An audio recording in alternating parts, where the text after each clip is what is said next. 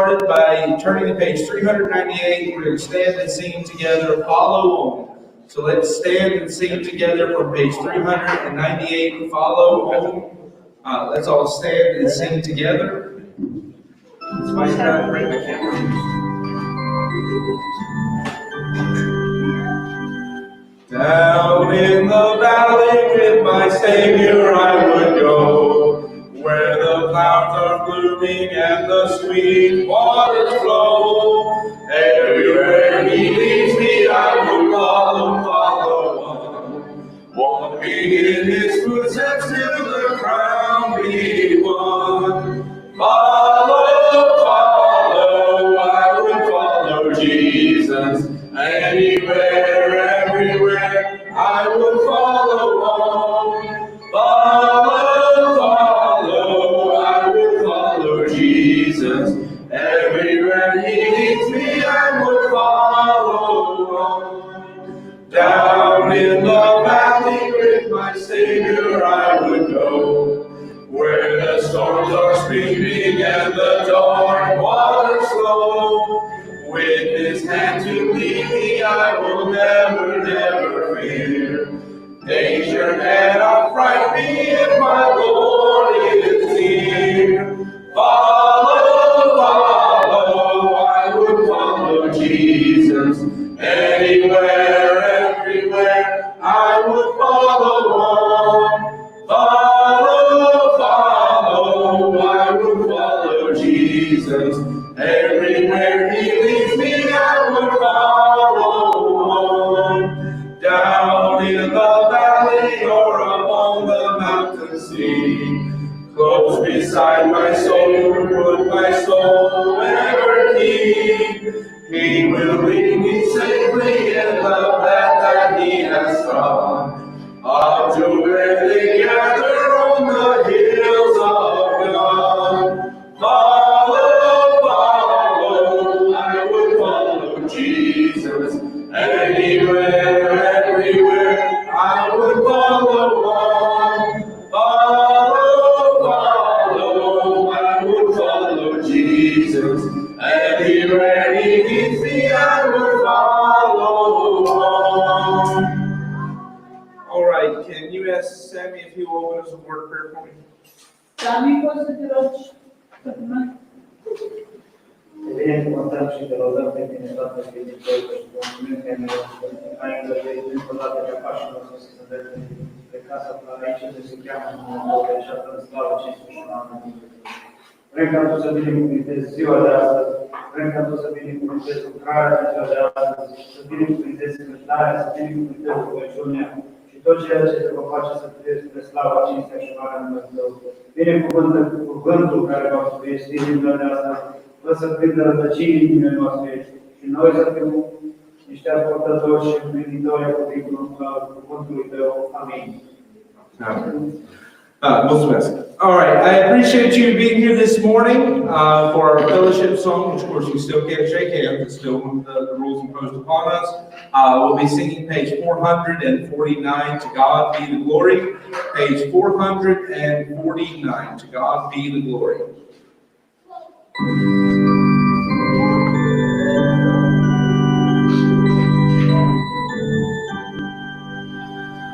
To God be the glory, great things He has done. So loved He the world that He gave us His Son, who yielded His life as atonement for sin, and opened the life gate that all may go in. Praise the Lord, let the earth hear His voice. Praise the Lord, let the people rejoice. Oh, come to the Father through Jesus the Son, and give Him the glory. Great things He has done. Oh, perfect redemption, the promise of love to every believer, the promise of God. The Bible is a friend who truly believes that moment from Jesus the pardon receives.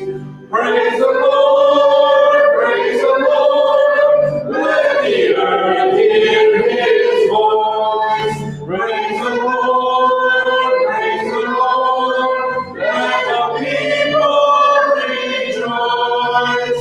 All around to the Father, through Jesus the Son, and give him the glory. Great things he hath done. Great things he hath taught us. Great things he hath done. And great are rejoicing through Jesus the Son. But nearer and higher and greater will be our wonder, our transport, when Jesus we see. Praise the Lord, let the earth hear his voice. Praise the Lord, let the people rejoice. All round to the Father, through Jesus the Son, and give him the glory.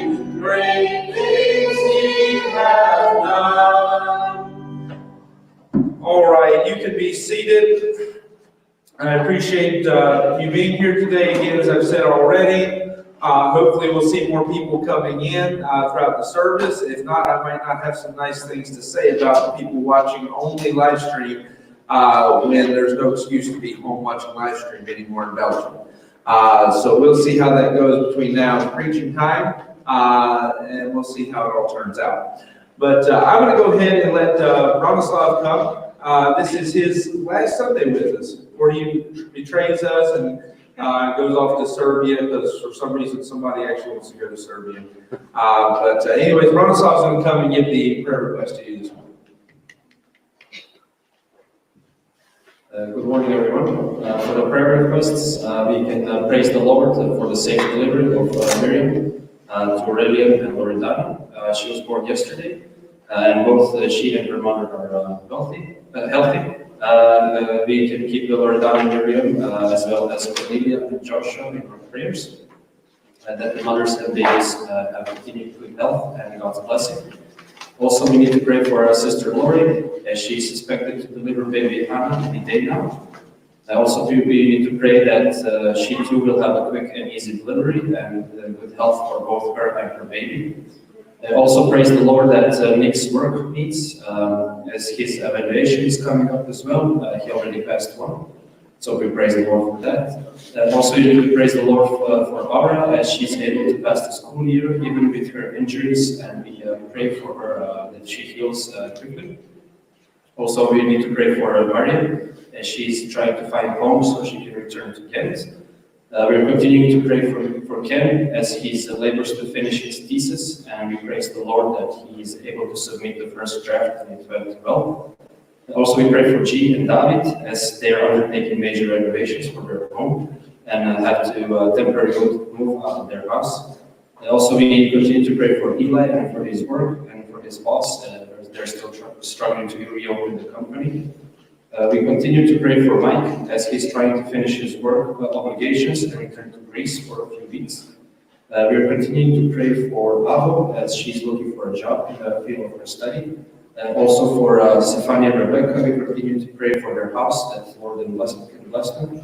And also for Giovanni as he's starting his school for underwater welding in September, and that he will be involved in a lot of traveling and a lot of expenses. And also praise the Lord for my housing situation as that's went well at the end, and keep in your prayers for the future.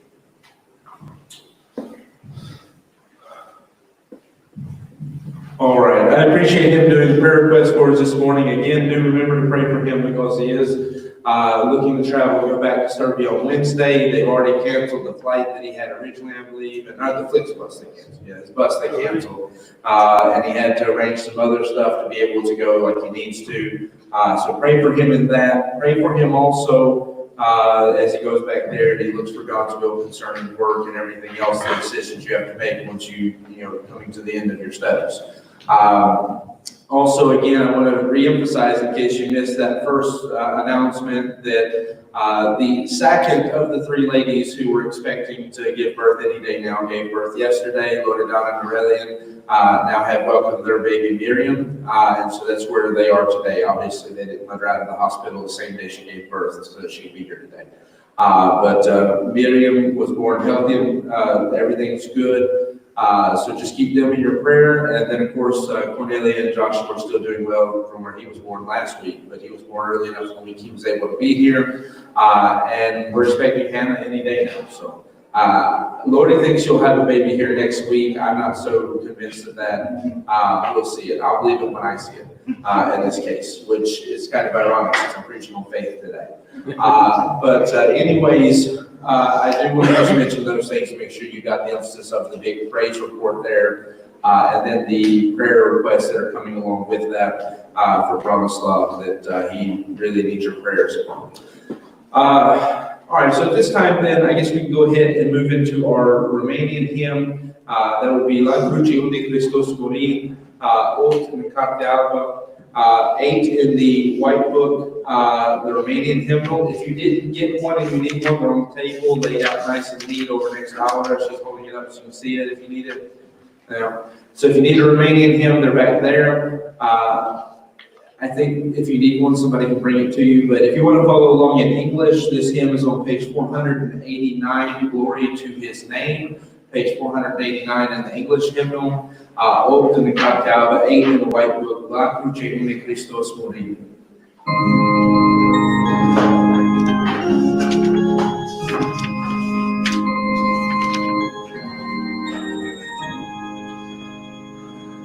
La cruce unde Christos mori, am glorificatul aglomani, sângele lui sconaburati,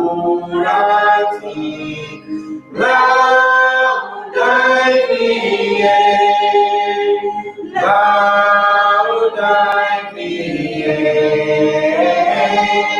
laudai vie, sângele lui sconaburati, laudai vie, minune sunt de bărbați scăpat, Iisus pentru mine a răbdat, la cruce unde El m-a iertat, laudai vie, laudai vie, laudai vie, sângele lui sconaburati, laudai vie, vino acest vindat izvor, croasele tale salvator, predecă ea și minuni mai bun, laudai vie, laudai vie, laudai vie, sângele lui sconaburati,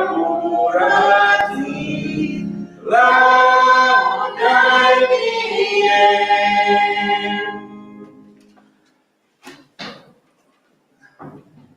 All right, and then there's something we're doing differently while we're meeting here in this building. Obviously, in our regular building, I don't put a big emphasis on offering.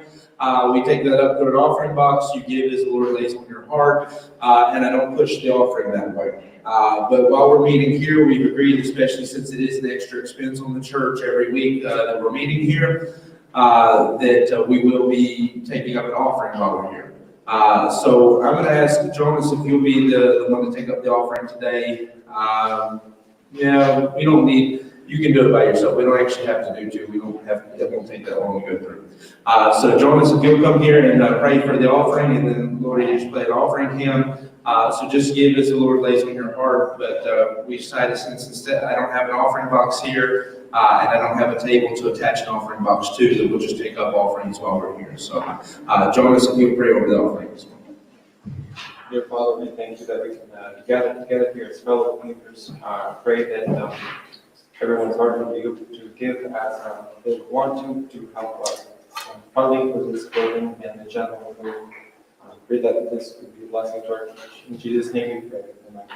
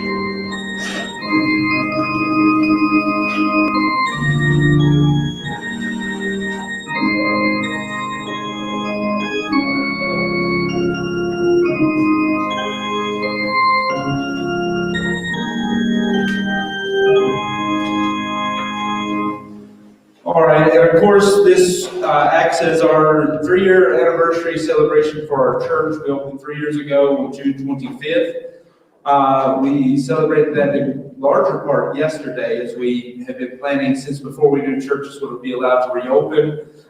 We had been planning to have that picnic there at the park. I understand the weather was not the best, but in all reality, it was actually quite nice. Once we settled in and the rain quit, it wasn't very wet over there, and as opposed to being scorching hot like it's been throughout the week, it was actually a nice, good weather for it.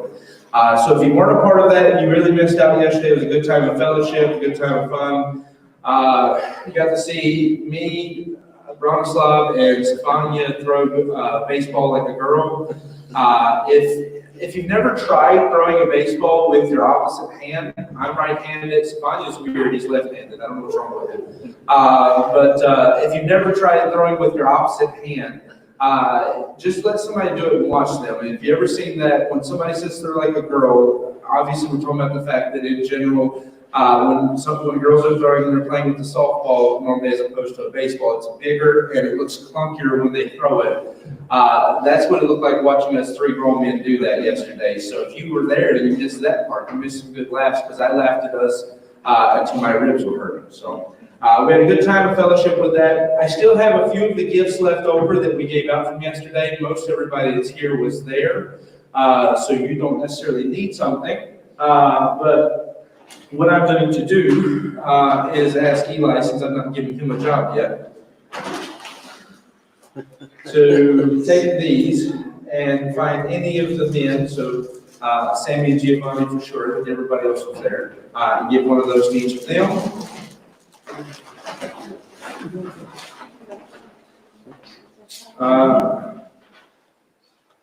And let's see, Woody, if you can help me out as well. If you can help me out, if you can give one to Susan, one to Mariana, and one to Lisa Lott, that's Giovanni's right.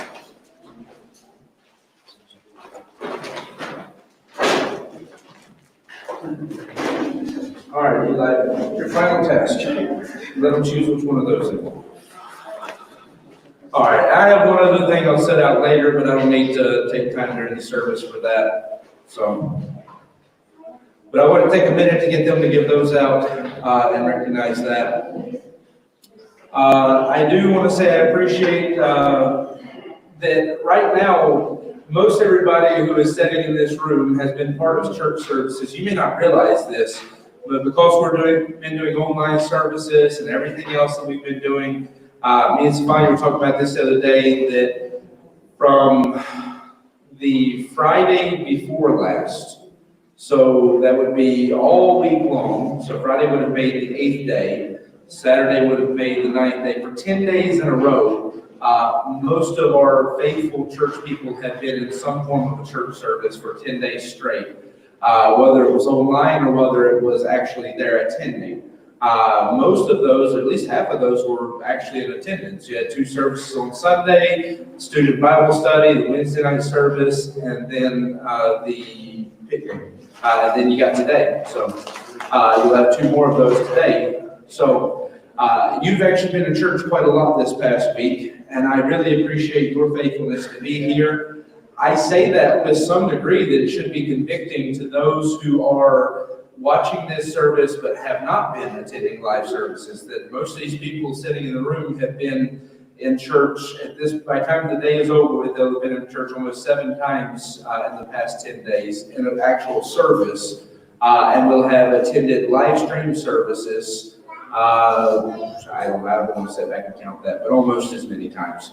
So my only point of that is, one, is to commend you and say I appreciate that. It was a different way, not a way I had intended to celebrate the anniversary of the church. We intended to do it the way we normally do, with the meal and with the big celebration and all of that.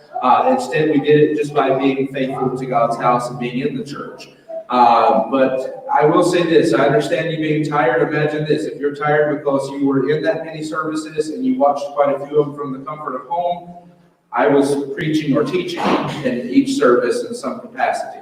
And so it's all the study, all the work that goes into each of those services. I am ready this week that there will not be certain things for the online services. And so I'll talk about that later. I don't want to get to that before I give Stefania the chance to give the announcements. So this time, I'm going to actually go ahead and ask Stefania to come and let him give you the announcements this morning.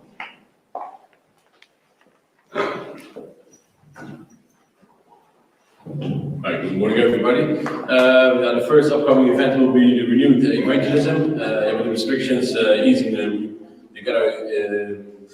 evangelistic outreach back to its full flow. We'll kickstart this. The first Saturday will be July 11th. We're meeting at the Colmarkt at 2 o'clock for street preaching and giving gospel tracts. We also look at doing a new project on that day that we will need volunteers for. This project will involve a soul winning campaign where we split into teams and use chalk to spread the gospel throughout the city. And then the Sunday, the week after that, July the 19th, we have a national day to celebrate this Belgian National Day. We'll have a special service, and after the service we have a meal, and we are planning to look this. We have this meal in here. In this building. Yeah. Okay, so this will be really here in this building then, and we have more information concerning these plans next Sunday, and then finally we'll have the Ladies Fellowship. The meeting is rescheduled a couple of times, and now the best time to do it will be August the 1st. Especially because yesterday the second one gave birth, and now we're waiting for Lory to be the third one. And August the 1st probably will be good for that. Then due to the scheduling conflicts, we will no longer use this meeting as a baby shower for Cornelia, Loredana, or Lory. We will instead take a special offering next Sunday that will be delivered between Cornelia and Loredana, so that they can purchase what they need for the new babies. As this is the second baby for each of these mothers, if you prefer to not give money but still want to give a gift, diapers or wet diapers are recommended. For this service, our ladies will be meeting for an evening of food and fun and fellowship. And there will be a devotional lesson from Sister Lory. The theme is reflecting the beauty of the Lord. Praying journal with this theme and a special gift will be given to each lady. The location of the meeting is yet to be determined, although it will be held either here or at our church. We'll plan to know by next Sunday. And then, of course, we are still waiting for the zoo and the theme parks to reopen again to make the church trip and also the trip to the theme park with the student Bible student group. All right. I noticed he didn't read the part about the amusement park being very likely to be canceled because he's still holding on to hope that that's not true. To make sure that you got that, the change of plans, the emphasis being that we were going to go ahead and do a baby shower because it was impossible to arrange that with all the restrictions and everything. Then once the restrictions were lifted, it was too close to the delivery dates, so we decided to make that part of the ladies' meeting, that you could just bring gifts and do something nice for them there. It looks very likely. We can't arrange that. We can't plan it. They may still be able to be there, but at least for Cornelia and Loredana, they may not be able to be there because they may have to go back to Romania for a little while around that time. So instead of doing that, what we decided to do is next week when I take up the offering, it's not going to be one for the church. The offering we take up next week, we will divide that between Cornelia and Loredana, and we will give that to them as a gift from the church for them to go buy whatever they need for the babies. For both of them, that is their second, but they also switched. For Cornelia, it was a girl and then a boy. For Loredana, it was a boy and now a girl. So they may have some needs, but also they've been passing stuff back and forth between one another and all this kind of stuff. So it would be hard for you to buy gifts or clothes or anything and them actually need it or know what they need. So that's why I've settled on that. For us, we're not including our daughter in that. We don't need really anything right now because this is our second daughter. She has more clothes than any child should ever have. And so at this point, she has too much. So we appreciate more than anything just praying for Lori as she will, be delivered probably this week. I'm still telling her she has to wait till after Wednesday because I won't promise not to see the babies, the main thing. It's because Wednesday will be in July. My birthday is July 6th. So I keep joking. I want her to at least be born the same month as me if we're going to make it this close. But in truth, my dad's birthday was today. Today's the 28th. Yeah, today's my dad's birthday, if I remember correctly. So you can come today if you want to. But no, anyways, I keep making fun of Bronislav that I don't want him to see the baby, but it's actually just because I want her to be born in July. But not on Wednesday, because Wednesday I got work to do. So Thursday she comes. Just make sure you organize all that. But anyways, we pray for her. Continue praying for the mothers who've already delivered. I expect to give you some exciting news on somebody's behalf in the near future, but I didn't get full permission to do it yet. Some of the guys know who I'm talking about, but that's the fact that I'm not saying who it is means that you shouldn't say who it is. This is something that I've had to keep teaching people. When I say somebody, it's because I don't want you to know who it is. If I wanted you to know who it was, I would have said their name. I had that conversation with 2 different people probably today alone, I think. And so anyways, do pray for Lori. Pray that there, again, some more news coming in the near future, I think. But do pray for the parents that are expecting, and do make sure you plan that whatever you want to do for them, for Loredana and Cornelia, that you come prepared to do that next Sunday. So if you want to give them diapers or wet wipes or something like that, I'm sure they'll appreciate it. If you just want to contribute to the offering that will be given as a gift from the church, then I know they would appreciate that as well. All right, so that's the plan as to how we'll be handling that, since we couldn't arrange a baby shower like we would normally like to do.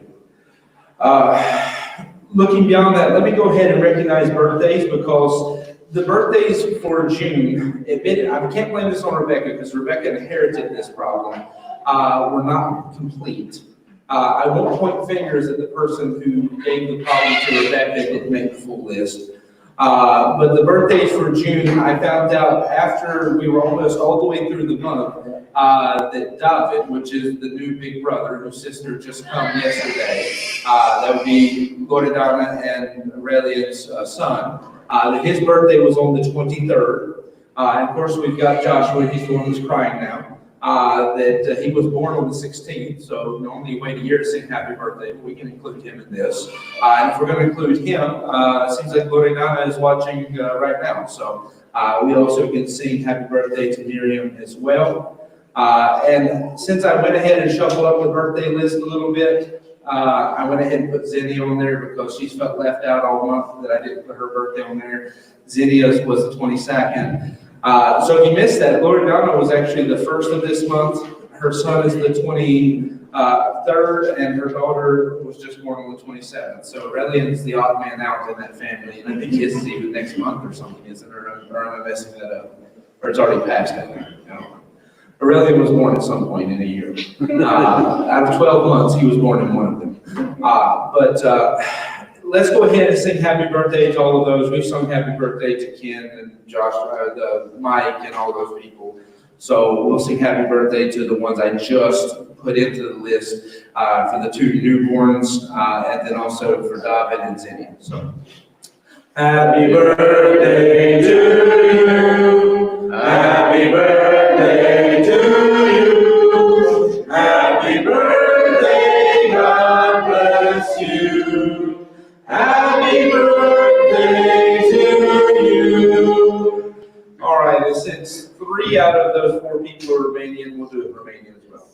Mulți ani trăiască, mulți ani trăiască, la mulți ani. Mulți ani trăiască, mulți ani trăiască, la mulți ani. All right, and then we are going to sing one more song as a congregation. We're going to be singing page 460, Leaning on the Everlasting Arms. Page 460, Leaning on the Everlasting Arms.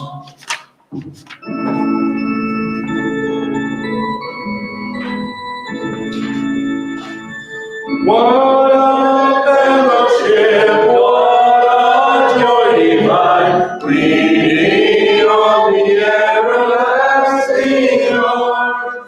What a blessedness, what a peace is mine, leaning on the everlasting arms. Leaning, safe and secure from all alarms.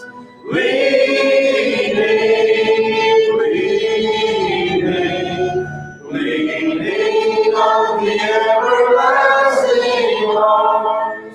Oh, how sweet to walk in this silver way, leaning on the everlasting arms. Oh, how bright the path grows from day to day, leaning on the everlasting arms. Leaning, safe and secure from all alarms. Leaning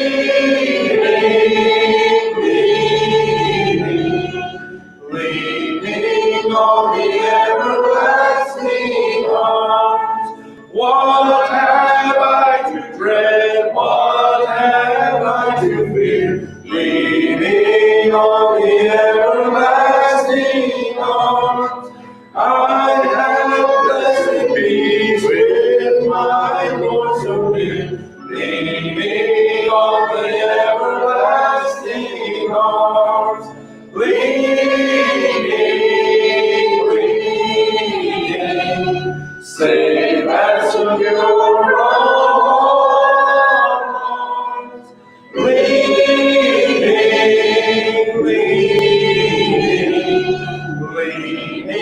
on the everlasting arms.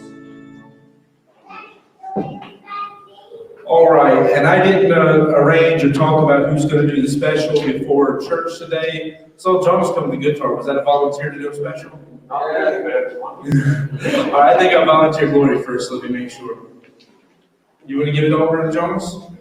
Jonas doesn't want to take it. I just brought it for fellowship. Oh, he brought it for decoration. All right, do I have anybody who's actually volunteered then to do a special? Aura, Lori says if you'll sing with her, she'll do a special. All right, so we have negotiated that they're going to do a special. While I'm waiting on Aura to come sometime today, let me remind you that the new sign-up sheet for singing the specials is back there on the table. It's the first table back when you leave. So if you were like some people sitting up here close to me who were obligated to sing a special because you signed up for it, I encourage you to pick a Sunday and sign up. I still need somebody to sign up to sing the special next Sunday and the next Sunday since it's a brand new list. So I need a few people to get brave enough to sing the specials, to sign up for all of that. Since the piano is not in camera view and both of them are going to be over there, I suppose I'm going to be turning the camera to see you. All right, so Lori and I are going to sing a special, and I'll adjust the camera so you can see that.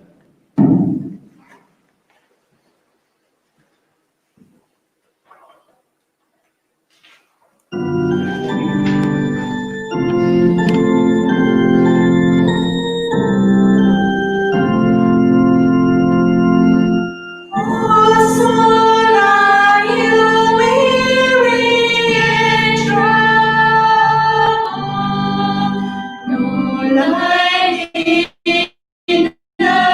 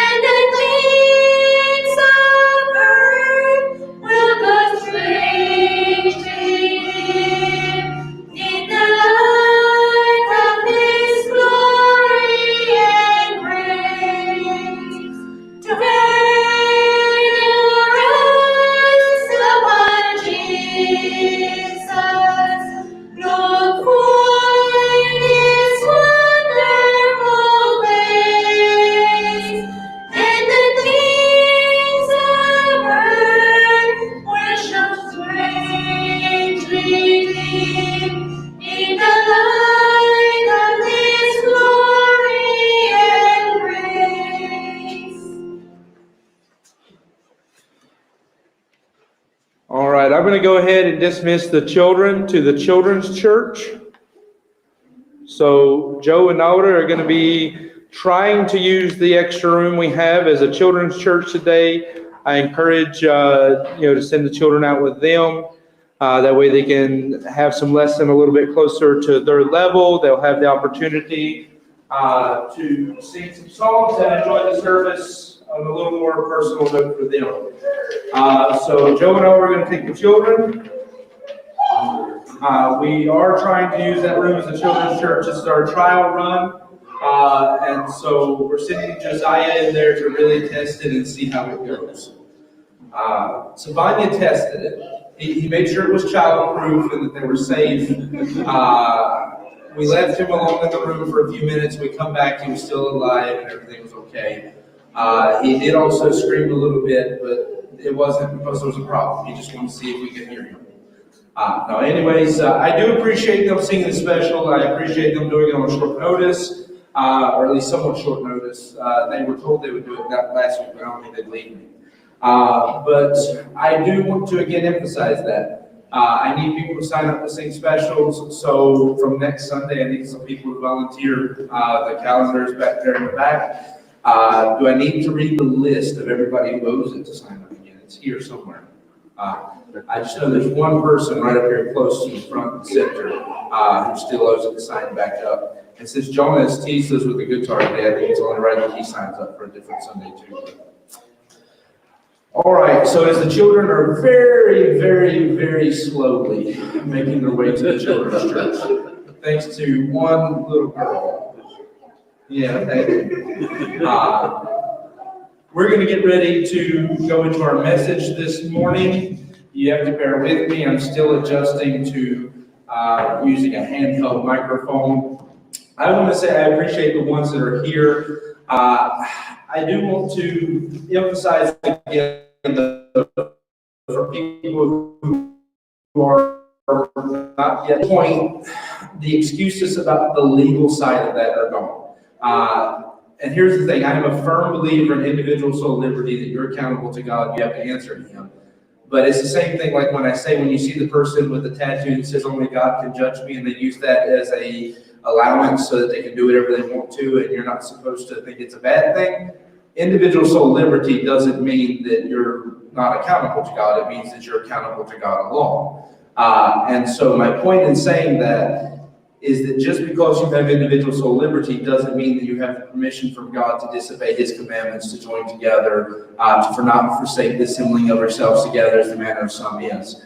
I'm saying that because some are having a harder time than others getting back into church. I'm not going to come to people's houses and bully them, but I am the preacher. It is my job to preach to you the Word of God. And I would be not doing my job if I don't talk to you about the fact that obviously, I'm not talking to people sitting in this room, you're here. I'm talking to people who are either watching online or at some point will hopefully watch this online. And in your case, for some of you, I've been, let's say, patient. I've not tried to mess with you. I've tried to let you come on your own terms. But at some point, we have to realize that abusing individual soul liberty is disobedience to the Lord. That yes, your choice when you come. I'm not fighting with you about that, but you know God's commandments. So at some point, you got to get back in church.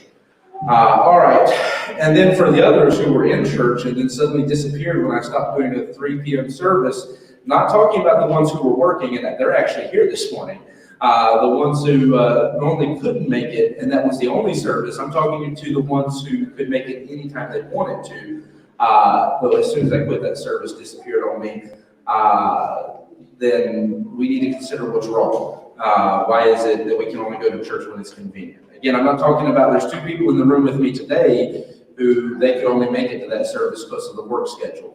But I'm not talking to them. I'm talking to people who are not in this room who, when I was willing to preach 3 services a day and stretch myself as thin as possible, they would come when it was convenient. But now that it's not convenient, where are we? Now that you actually have to put a little bit of effort.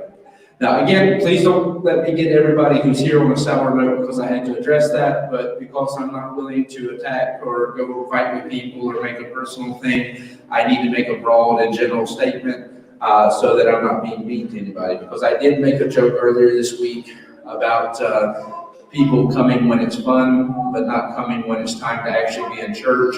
And I offended more than one person by making that joke, but I'm a firm believer that if you get offended by something like that, it's probably because it was convicting and you needed it.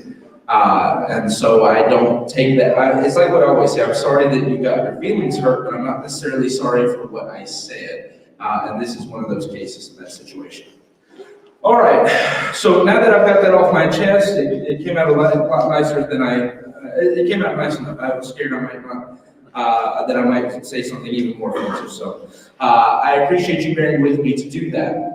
Let's be taking our Bibles then and going to 2 Kings chapter number 18.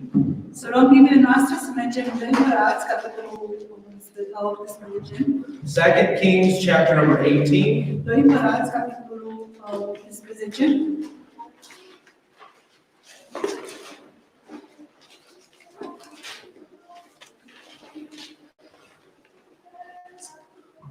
All right, and we're going to read verse 1 through verse 7 as we introduce the character of Hezekiah.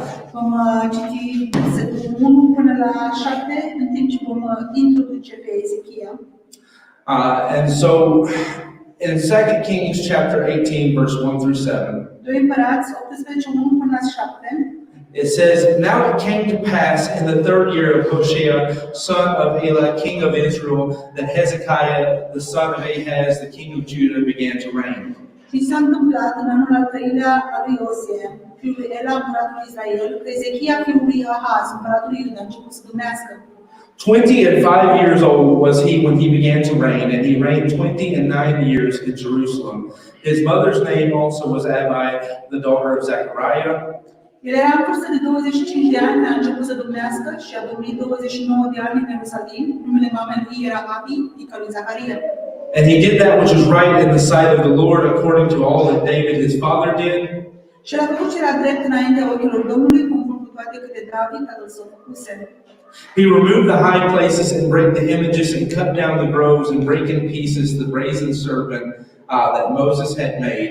For unto those days the children of Israel did burn incense to it, and he called it Nehushtan. El a îndepărtat înălțimile și a sfârmat idolii și a tăiat dumbrăvile și a spart în bucăți șarpele de aramă pe care Moise făcuse, deoarece până în acele zile copiii Israel aveau domnie pentru el și l-a numit Nehushtan. He trusted in the Lord God of Israel, so that after him was none like him among all the kings of Judah, nor any that were before him. El s-a încrezut în Domnul Dumnezeul Israel, astfel încât după el nu a fost nimeni asemenea lui printre toți împărații lui Iuda, nici vreunul care fusese înainte de el. For he clave to the Lord and departed not from following him, but he kept his commandments which the Lord commanded Moses. Fiindcă el s-a lipit de Domnul și nu s-a depărtat de a urma și a păzit poruncile lui pe care Domnul le poruncise de Moise. And the Lord was with him, and he prospered whithersoever he went forth, and he rebelled against the king of Assyria and served him not. Și Domnul a fost cu el și el prospera oriunde ieșea și s-a răzbătit împotriva împăratului Asiriei și lui Asiriei.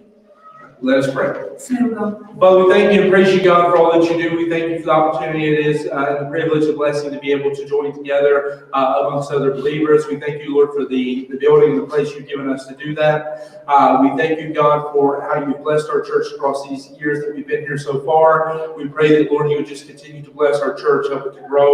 I pray that you would help me, Lord, as I stand here to preach today, that you give me the message that we stand in need of. I pray that you'd speak to the hearts of everyone who's here, and that you'd be glorified and lifted up above all others. For, Lord, we ask this in your Son, Jesus' name. Amen.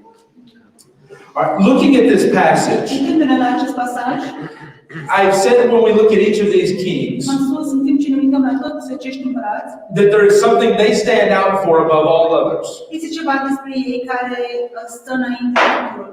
Now, we looked at Josiah, Am uitat la împăratul Iosia, who stood out the way he turned to God.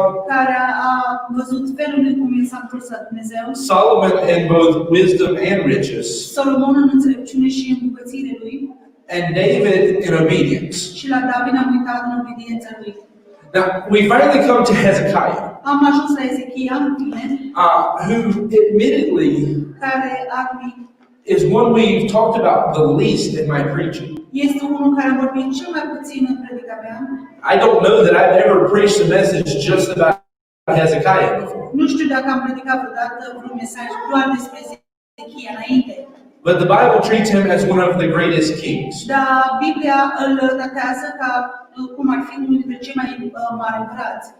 And I have to apologize in advance if the sound coming from the children is too loud, because Joe tested it, but now that she's there, she's louder than she was when he tested it. So if you get distracted, I apologize, but this is the trial run for a children's church while we're here. All right, so back on track. Înapoi explicarea noastră. When you look at this story, Când ne uităm la această poveste, Hezekiah and Josiah are quite similar. Ezechia și Iosia sunt într-un fel similari. Both of them come to the kingdom Amândoi au venit la împărăție at a fairly young age. la o vârstă foarte tânără, fragedă. Josiah was the younger, but Hezekiah was pretty young too. Iosia era cel mai tânăr, dar și Ezechia era destul de tânăr. Both of them come at a time where spiritually the kingdom is in despair. Amândoi au venit în timpul unde, în mod spiritual, împărăția era în dezastru. In fact, if you follow our study of Joshua, Dacă ai fi urmat studiul nostru despre Iosua, you actually already know the lineage leading up to Hezekiah, ai fi văzut urmașii care conducea spre Ezechia, because we talked about it in that study, din cauza că în acel studiu am vorbit that his father was one of the worst kings in Judah's history. căci urmașii lui erau cei mai răi împărați în istoria lui Israel. I mean, his father was the one who boarded the church shut, if I remember correctly, the temple, Tatălui era cel care nailed the doors of the church. a închis ușile bisericii. He is one of the greatest idolaters in Israel's history. El este unul dintre cel mai mari idolatori din istoria lui Israel. And it traces back beyond that. Și ne duce înapoi spre aceasta. That he stands out in part because he does come from this long history. El este văzut din cauza că vine dintr-o istorie lungă. But when you look at him, Dacă ne uităm spre el, the thing that God says that he should stand out for you the most lucrul care Dumnezeu ne spune că ar trebui să vedem is the way in which he trusted God. despre el, despre Ezechia, este felul cum el s-a încrezut în Dumnezeu. It was in his faith. Era credința lui. And so there's a lot I would probably like to say about that. Este mult care probabil mi-ar place să spun despre el. Admittedly, the more I've thought about this message, Admit că cât mai mult m-am gândit spre acest mesaj, the further I've gotten away from the outline that I wrote for this message. cu atât mai mult m-am îndepărtat de notițele pe care le-am scris pentru acest mesaj. That the more I've looked at this, Cu cât mai mult m-am uitat la aceasta, the more I see a great foundation cu atât mai mult văd o temelie minunată. to understand what faith really is. Să înțelegem ce este credința în adevăr. Because, for example, some of the verses you don't have on your De list, exemplu, unele dintre versetele pe care nu le ai pe lista ta, Hebrews 11:1, Evrei 11:1, teach us what faith is. ne învață ce este credința.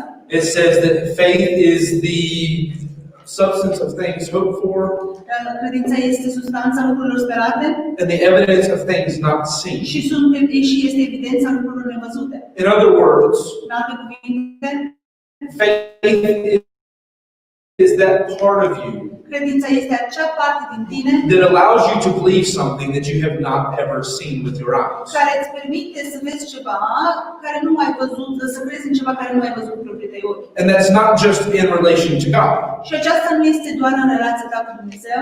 Anything you believe as an individual Tot ceea ce tu crezi personal, that you have not seen it or tested it yourself, pe care nu l-ai văzut sau nu l-ai testat, you believe that by faith. tu ai crezut acel lucru prin credință. So I've illustrated that many times in my preaching. Am ilustrat de multe ori aceasta în predicile mele. Pick any historical figure that you think of, Să alegi un personaj istoric whom you've never seen a picture of, care nu ai văzut niciodată vreo poză despre who you never saw them yourself, care nu i-ai văzut niciodată and think of why do you believe they exist? și să te gândești de ce crezi că ei au existat. It's because you read it somewhere. Este din cauza că ai citit undeva, You believe the source that you read it from. ai crezut sursa de unde ai citit And so you believe they existed. Și ai crezut că acele persoane au existat.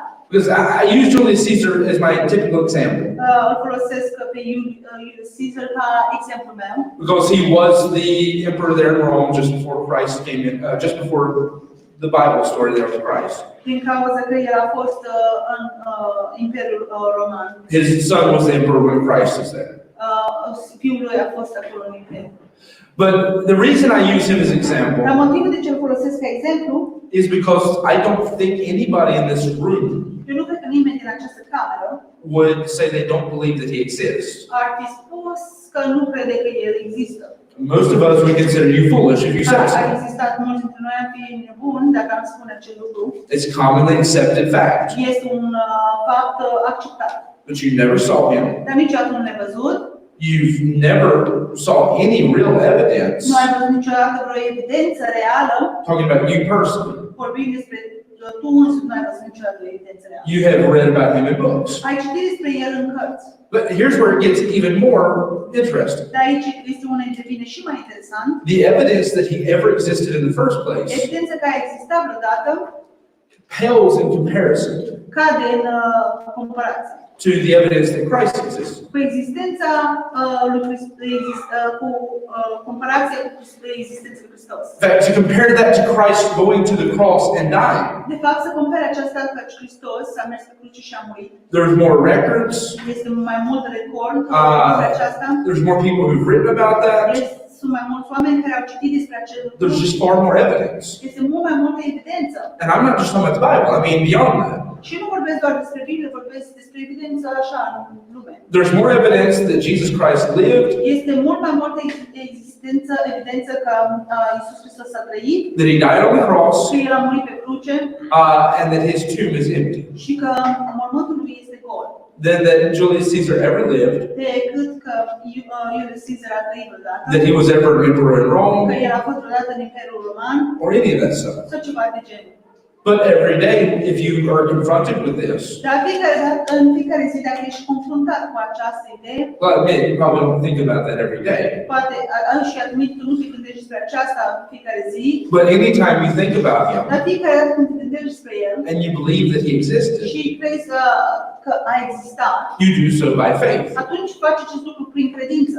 Now, the reason why it's easier to put faith in one thing than another Motivul de ce este ușor să pui credința în un lucru și nu în altul, is because if Julius Caesar existed, este din cauza că dacă Julius Caesar a existat, that doesn't mean anything to you. acesta nu înseamnă nimic pentru tine. Interesting story. Este o poveste neinteresantă. They've written plays about it, Au scris locuri despre el, made movies about it. au jucat filme despre el. It's all very interesting. Sunt lucruri interesante despre But it el. doesn't change the way you live your life. Dar nu schimbă felul despre cum tu îți vei trăi viața. I doubt any of your core defining principles Eu mă îndoiesc că vreun principiu de-a tău are based off of your knowledge of Julius Caesar. este bazat pe cunoașterea ta despre Julius Caesar. Because it's not a big deal to you. Din cauza că nu este o treabă mare, o afacere mare despre pentru tine. So it's easy to believe that because it doesn't affect you. Este ușor să crezi aceasta din cauza că nu te afectează. It's just something that's accepted and it doesn't matter to you. Este ceva care este acceptat și nu contează pentru tine. To believe, on the other hand, Să crezi de cealaltă parte that Jesus Christ was God, că Iisus Hristos este Dumnezeu. A well, fost that Dumnezeu. affects every aspect of your life. Aceasta afectează fiecare aspect din viața ta. Everything about who you are is affected by that. Tot despre cine ești tu este afectat de acest lucru. The universe around you is shaped by that. Universul din jurul tău este format după acest lucru. And so I acknowledge that one is easier to believe than the other. Eu recunosc că unul este mai ușor de crezut decât celălalt. But at the end of the day, Dar la sfârșitul zilei, either one you believe by faith. în orice care vei crede prin credință. Anything you believe În orice ce crezi, that you have not scientifically tested, proven it, and seen it with your own pe eyes, care în mod științific nu ai testat, nu a fost dovedit, nu ți-a fost arătat cu propriul tău ochi, you do so by faith. ai făcut acest lucru prin credință. Now, I say that Am spus aceasta because the world we live in din cauza că în lumea în care trăim, automatically has a negative opinion of any time we say the word faith. automatic are o opinie negativă. De fiecare dată îmi spune cuvântul credință. If I say I take something by faith, Dacă eu spun că fac vreun lucru prin credință, I'm looked at as either superstitious, se uită lumea spre mine că sunt superstițios, childish, copilos, or foolish. sau un copil sau un nebun. But I exercise faith every day of my life. Dar folosesc credința în fiecare zi din viața mea. Because it's part of who you are. Din cauza că este parte din cine ești tu. Again, as I've said so many times, Așa cum am spus de multe ori, God likens it to your ability to have hope Dumnezeu ți-a dat abilitatea să ai speranță or your ability to love. sau abilitatea să iubești. It is something that you naturally possess, Și este ceva care, în mod natural, tu ai. that you can grow it. Nu ai crescut acest lucru. Some people have a better capacity to have hope than others. Alții oameni au mai multă capacitate să aibă speranță decât alții. Some people can dream big, some can't dream at all. Alții poate să viseze mare și alții deloc. Some have a more natural capacity to love than others. Alții au capacitatea mai naturală să iubească mai mult decât alții. To some, it's easy. Pentru unii este ușor să iubească. To others, to even just be remotely caring is hard. Pentru alții doar să fii un pic păsător în inimă. So I do understand Înțeleg that even with faith, cu credința there are different levels of it, let's say. sunt diferite nivele. That some things are easier to believe, Unele lucruri sunt ușor să crezi, some people have it easier to believe because of them. alții este mai ușor să creadă din cauza cine sunt ei. The same way some have a more natural capacity to love, some have a more natural capacity to believe. În același fel cum unii au capacitate naturală să iubească, în același fel au alții capacitate naturală să creadă. Christ said that himself. Hristos a spus acest despre el. What was he saying Ce a spus? when he said, except you have faith like a child? A spus numai dacă ai o credință ca un copil. He's bringing out the point that children are very quick to believe something. El aduce un lucru înainte să spună că copiii sunt foarte repejori să creadă. That ability to believe is easy for them. Această abilitate să creadă este foarte ușor pentru ei. But even with those things said, Dar cu aceste lucruri spuse, that faith is our ability to believe what's not seen. credința este abilitatea noastră să credem în ceea ce nu este văzut. According to God, it's the evidence of things that are not seen. Conform lui Dumnezeu este evidența lucrurilor nevăzute. It is also what our hopes are made of. De asemenea, speranța noastră este făcută When prin he says aceasta. it's the substance of that, that's Când what it spune că means. este substanța, So the reason why you have that expectation, motivul de ce ai acea așteptare, why you're looking for something to come to pass that has not done so de yet, ce aștepți ca unele lucruri să se întâmple care nu s-au întâmplat încă, you do that by faith. de faci acest lucruri prin credință. So it is of the utmost importance, Este cel mai important, to the point that God says without it it's impossible to please Him. până la punctul că Dumnezeu spune că fără credință este imposibil să-i aduci plăcere lui Dumnezeu. To the point that the Bible goes as far as to say Până la punctul că Biblia ne spune that anything that is not of faith is sin. dacă este ceva care nu este prin credință este păcat. So if when we look at Hezekiah Când ne uităm spre Hezekiah and we're told that he stands out above all those other kings that were in Judah, și ne este spus despre el că el apare înainte tuturor împăraților din Iuda, because of his ability din cauza abilității lui to have faith in God or trust God. să aibă credință în Dumnezeu și să se încreadă în Dumnezeu. The examples that are given to us, Exemplul care ne este dat, one is that he trusted God alone. una este că s-a încrezut în Dumnezeu singur. And this may seem like a small point to you, but let's go back to verse 4 and read it again. Poate acesta este un lucru mic pentru tine, un punct scurt, dar să mergem la versetul 4 de nou. It says, he removed the high places and brake the images and cut down the groves and brake in pieces the brazen serpent that Moses had made, for unto those days the children of Israel did burn incense to it, and he called it Nehushtan. Și a îndepărtat înălțimile și a sfârmat idolii și a tăiat dumbrăvele și a spart în bucăți șarpele de aramă pe care Moise l-a făcuse, deoarece până în acele zile copiii Israel ardeau tămâie pentru el și l-a numit Nehushtan. When you look at that, Când te uiți spre acest if you don't know what it's talking dacă about, nu știi despre ce vorbește, is in Israel's past, este în trecutul lui Israel. when they were still wandering in the wilderness, Când ei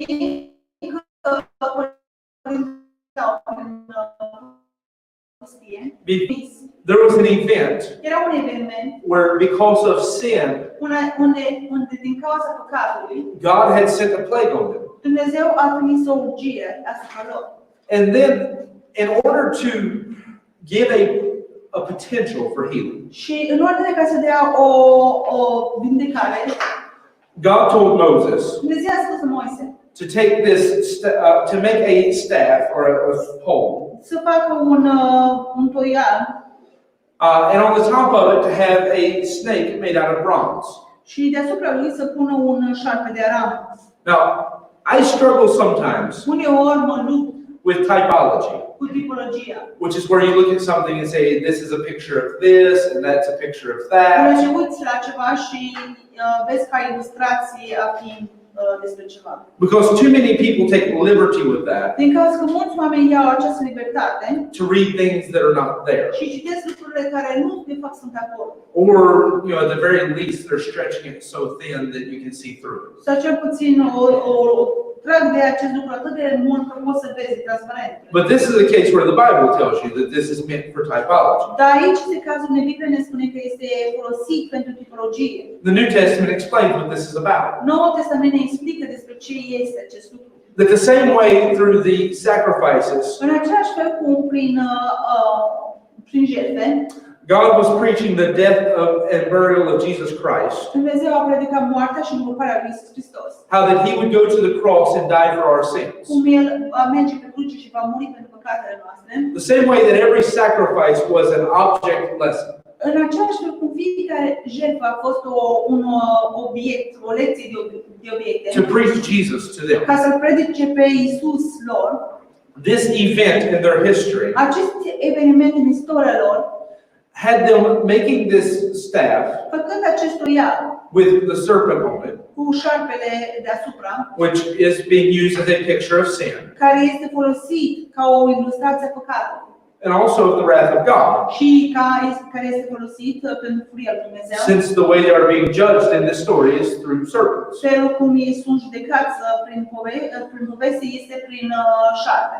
And I say even this when it comes to the serpent. Și chiar acesta când vine vorba despre șarpe, When I say that word, most of you, the first thing you think of is the devil in the first place. când spun prima dată acest cuvânt, vă gândiți despre diavolul în primul rând. So there's a lot of imagery going on in that part. Este multă imaginație care merge spre această parte. The way bronze or brass is typically used within the Bible Felul cum arama este folosită în Biblie is a picture of judgment. este o ilustrație a judecății. You'll find multiple places Vei găsi multe locuri where in order to give an image of judgment, unde în ordine se dă o ilustrație a judecății, something is either made with bronze or brass, ceva care este făcut din bronz sau din aramă, or is described as being like it. sau este descris că este ca acest material. And here's where the New Testament gives you the most clear understanding about Și aici este unde Noul Testament ne dă o înțelegere foarte clară despre acesta. when it compares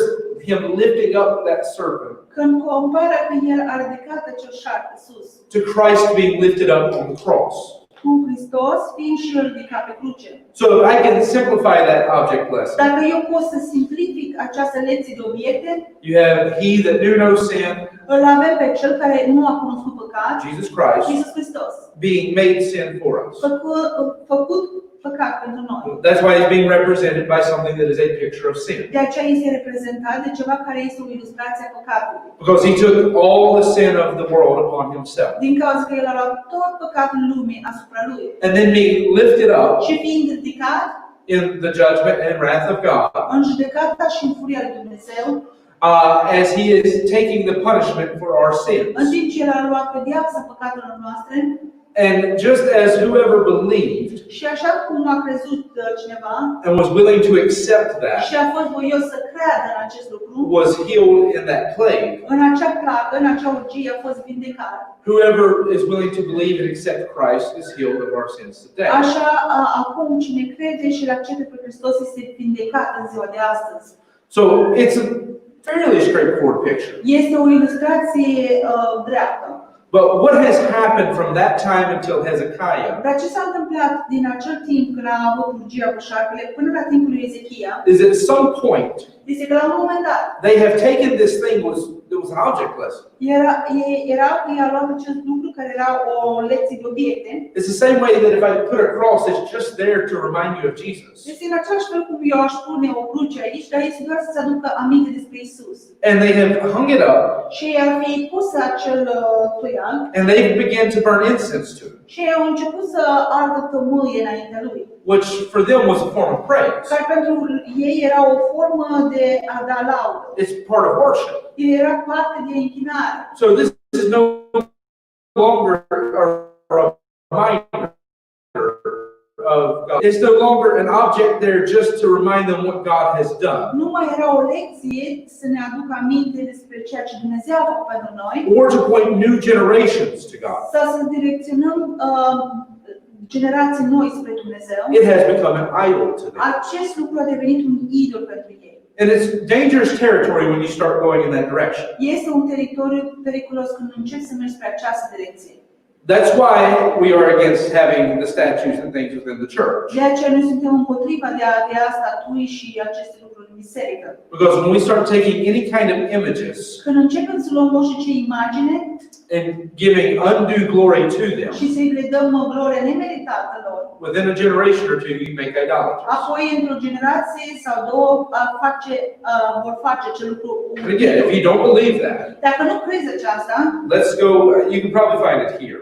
poți să găsești probabil și în această clădire, But I've seen it most clear to me in Romania. dar în România am văzut cel mai clar. When you're riding on a bus Când mergi într-un autobuz and you got people so drunk out of their mind și vezi oameni atât de beți, that they can't even hold their head up, că nici nu mai poate să-și ține capetele sus. and yet they are pre-programmed to know where the church is in their city. Și iată, sunt programați să știe unde este biserica în cetate. I watched a man so drunk, I doubt he knew his own name anymore. Am văzut odată un om atât de beat că mă îndoiesc că își mai știa numele. And as soon as they got to where they were passing the church, Și imediat după ce a trecut de biserică, he started making the sign of the cross, a început să-și facă semnul crucii. just like everybody else on the bus. Așa cum făceau toți din autobuz. Because they had a religious reverence for that. Din cauza că aveau o referență religioasă pentru acel lucru. They have an emphasis on the statues and the buildings, Aveau o accentuare spre statuie, spre clădire, on the religious things, spre lucrurile religioase. but don't know God himself whatsoever. Dar ei nu cunoșteau pe Dumnezeu deloc. And it's a very dangerous path. Și este o cărare foarte periculoasă. So much so Atât de mult that you've seen Israel take this thing. că vezi că Israel ia acel lucru. Then again, it would be like me putting a cross up Din nou, este ca și cum aș pune eu aici o cruce. and then making you come forward and pray to it and offer praises to the cross. Și apoi să te fac pe tine să vii, să te închizi și să dai laude cruce. Now, again, not everything is of itself bad. Nu toate lucrurile sunt ele însuși rele. We have a cross hanging in our church. Avem în biserica noastră o cruce pusă acolo. This one doesn't belong to me, so I didn't decorate. Această clădire nu mi-aparține mie și nu am decorat. But there are things that you have to be careful about. Dar sunt lucruri care trebuie să avem grijă. And so for Israel, Pentru Israel, for generations, you have people worshiping religious things. pentru generații avem oameni care s-au închinat la lucruri religioase, But not God. dar nu lui Dumnezeu. And so when Hezekiah becomes king, Atunci când Hezekiah a devenit împărat, his faith in God was so personal credința lui în Dumnezeu era atât de personală that he dealt with something that nobody else had been willing to deal with. că el a avut de a face cu ceva care nimeni alții nu a avut de a face cu acest lucru. Can you imagine being the king Poți să-ți imaginezi fiind împăratul who not only tears down all the places where they worship the care idols, nu doar strică toate lucrurile unde își puneau idolii, who not only cleans up the church and gets people going back into it, care nu doar a curățit biserica și a făcut ca oamenii să ducă înapoi în ea, but goes and takes the staff that Moses himself made dar a mers și a luat acel lucru care l-a făcut Moise and then takes that and breaks it in pieces și a luat acel lucru, toiagul, și l-a rupt în bucăți.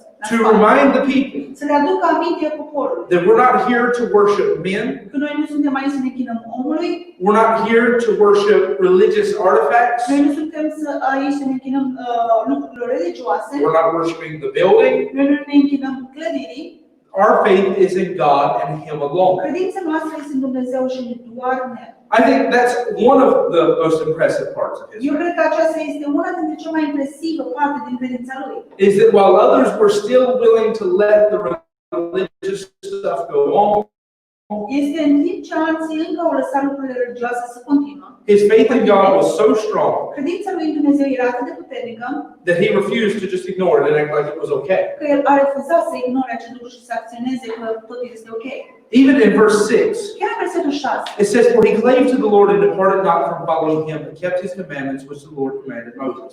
ne spune fiindcă el s-a lipit de Domnul și nu s-a depărtat de la urma, ci a păzit poruncile lui pe care Domnul le poruncise lui Moise. So it wasn't that he was against Moses. Nu era împotriva lui Moise. It wasn't that he was against, the word of God or any of that kind of El stuff. nu era împotriva cuvântului lui Dumnezeu. It's that he was against replacing faith in God El era împotriva lucrurilor de a lua locul lui Dumnezeu, with simply being religious. care fiind simple religioase. So he trusted God and he did what God said was right, El s-a încrezut în Dumnezeu și a făcut ceea ce Dumnezeu a spus că este drept. but he wasn't willing to promote bowing down to a statue and worship. Dar el nu a fost voios să promoveze de a se închina înaintea acelui statui și să se... La versetul 21. It says in verse 21, În versetul 21 ne spune, now this is an accusation being made against him. aceasta este o acuzație făcută împotriva lui. It says, "Now behold, thou trustest upon the staff of this bruised reed, even upon Egypt, on which if a man lean, it will go into his hand and pierce it. So is Pharaoh, king of Egypt, unto all that trust on him." Ne spune acum, iată, tu te încrezi în toiagul acestei treste frânte în Egipt, pe care dacă un om se sprijină, îi va intra în mână și îi va străpunge. Astfel este Faraon, împăratul Egiptului, pentru că toți cei care se încred în el, pentru toți cei care se încred în el. But if ye say unto me, we trust in the Lord our God, is not that he whose high places and whose altars Hezekiah hath taken away, and hath said to Judah and to Jerusalem, ye shall worship before this altar in Jerusalem? Dacă îmi spuneți, ne încredem în Domnul Dumnezeul nostru, nu este El acela ale cărui înălțimi și ale cărui altare Ezechia le-a depărtat și a spus lui Iuda și Ierusalimului, vă veți închina înainte acestui altar în Ierusalim? Now, this is the king of Assyria Aici este împăratul Siriei, criticizing Hezekiah, care îl critică pe Ezechia. because unlike any other king, Din cauza că nu ca ceilalți împărați, he refuses to bow down to this king. acesta a refuzat să se aplece înainte acestui împărat al Siriei. Because this king of Assyria Din cauza că împăratul Siriei has went through and already conquered others. deja a cucerit pe alții. He's already conquered several cities within Hezekiah's kingdom. Deja el a cucerit câteva cetăți în timpul împărăției lui Ezechia. In fact, Hezekiah had to, let's say, buy him off to keep from getting hurt any worse. De fapt, Ezechia a trebuit să-l muște sau să-l prindă ca să nu îl mai rănească.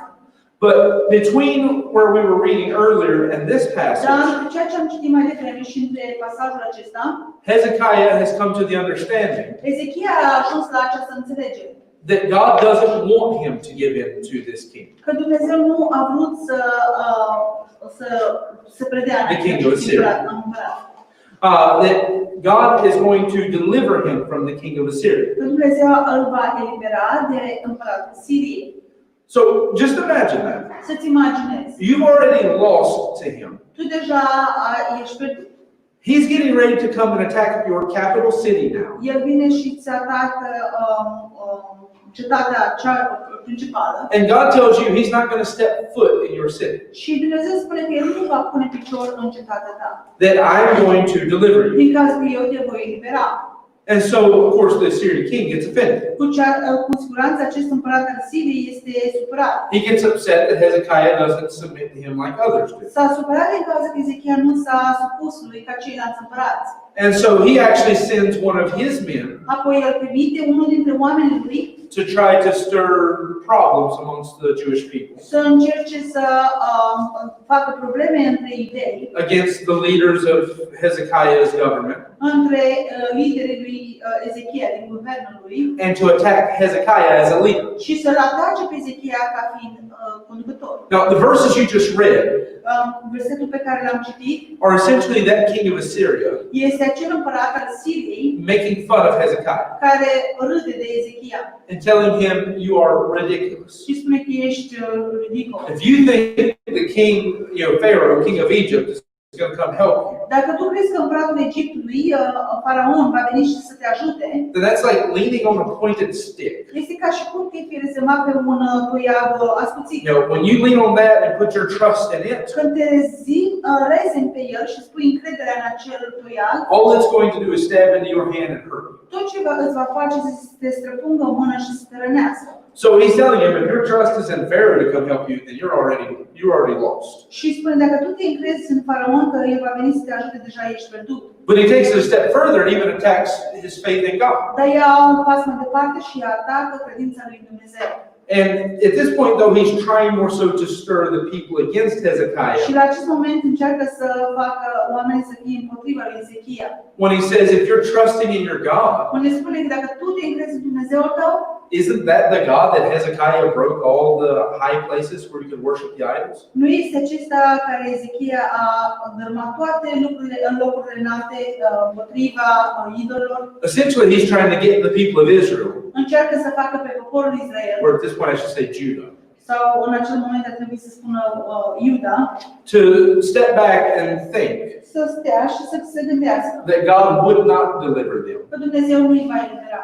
because Hezekiah got rid of the religious artifacts. Din cauza că Ezechia a scăpat de aceste lucruri religioase. And instead of putting his faith in religious Și în things, loc ca Ezechia să-și pună credința lui în lucrurile religioase, put his faith in God directly. el și-a pus credința lui în Dumnezeu direct.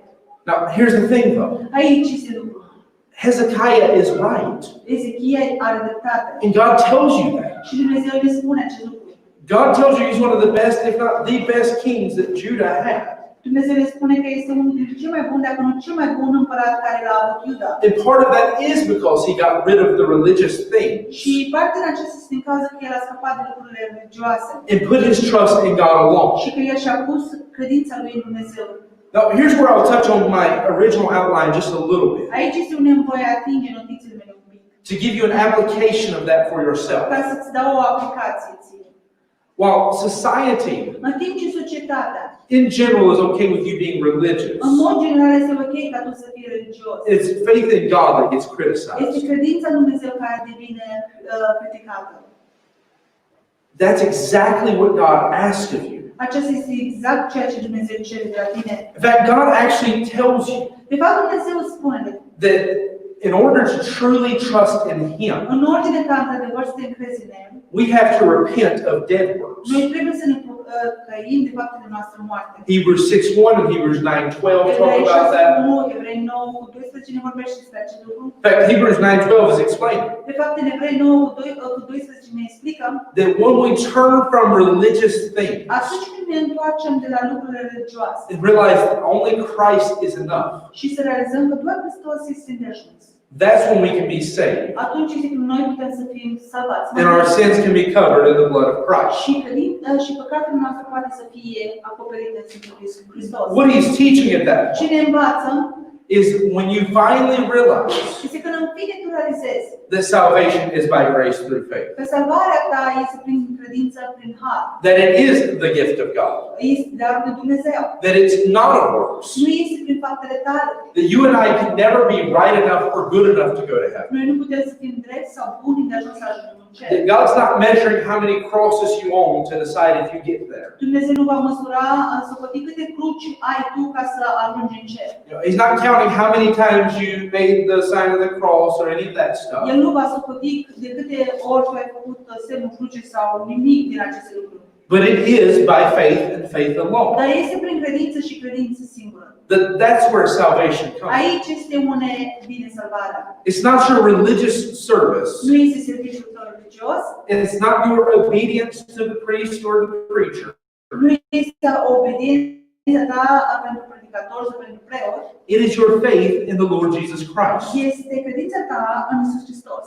And that alone is what gets someone to heaven. Doar acesta te va duce pe cineva în cer. It's not even baptism or any of the other things we Nu do. este nici botezul sau alte lucruri care le facem. It's by trusting in Jesus Christ. Este prin a te încrede în Iisus Hristos. See, that's a practical side of what I'm talking about with Hezekiah's faith. Aceasta este o parte practică despre care vorbesc despre credința lui Ezechia. Is while others were willing to trust in religious works, Este în timp ce alții au fost voioși să se încreadă în lucrările religioase, in religious things, în lucrurile religioase, that he himself, el însuși, even though he was criticized and attacked for it, chiar dacă el a fost atacat sau criticat. even at one point being called the enemy of God for it, La un moment dat a fost chemat că este dușmanul lui Dumnezeu. it was his faith that God delivered him. Era credința lui pe care Dumnezeu l-a eliberat. Now, the other one, though, and this is the one the Bible calls the more attention to, Cealaltă parte care Dumnezeu ne dă mai multă atenție despre el is how he trusted God always. este cum el s-a încrezut în Dumnezeu întotdeauna. Not just that he trusted God alone, but that was the only one he Nu trusted. doar că el s-a încrezut doar în Dumnezeu, dar el era singurul care s-a încrezut. But that he trusted God even when to us it may not make sense. Deci s-a încrezut în Dumnezeu chiar și atunci când pentru noi nu ar face sens. And you see that verse 7. Versetul 7 ne vedem. And the Lord was with him, and he prospered whithersoever he went forth, and he rebelled against the king of Assyria and served him not. Și Domnul a fost cu el și îl prospera oriunde ieșea și s-a răzvătit împotriva împăratului Asiriei și Asiriei. So that's where God draws our attention to. Aici ne atrage atenția Dumnezeu. Is this story of this king, Este această poveste a împăratului who I remind you has already conquered several of Hezekiah's cities, care îți aduc aminte că el a cucerit deja câteva din cetățile lui Ezechia, who has already conquered that other half of the kingdom that care separated, deja a cucerit cealaltă jumătate din împărăție, who has conquered anyone that he's chosen to go against. care a cucerit pe oricine care l-a ales să meargă împotriva lor. And here's Hezekiah, who's already losing at this. Și aici îl vedem pe Ezechia care aproape pierde. And God tells him, Și Dumnezeu îi spune, don't surrender, nu te supune lui, because I will deliver you. din cauza că eu te voi elibera. And when you look at that, Când ne uităm spre el, the fact that he would truly trust God through that. faptul că el cu adevărat s-ar fi încrezut în Dumnezeu. We read verses 21-22. Let's read verse 19 and 20. Să citim versetul 19 și 20. It says, And Rabshakeh said unto them, speaking now to Hezekiah, Thus saith the great king, the king of Assyria, What confidence is this wherein thou trustest? Și Rabshakeh le-a zis, spuneți acum lui Ezechia, astfel spune marele împărat, împăratul Asiriei, ce este această încredere în care te încrezi? Thou sayest, but they are but vain words. I have counsel and strength for war. Now on whom dost thou trust that thou rebellest against me? Tu spui, dar ele sunt doar vorbe de șarte. Eu am sfat și tărie pentru război și în cine te încrezi?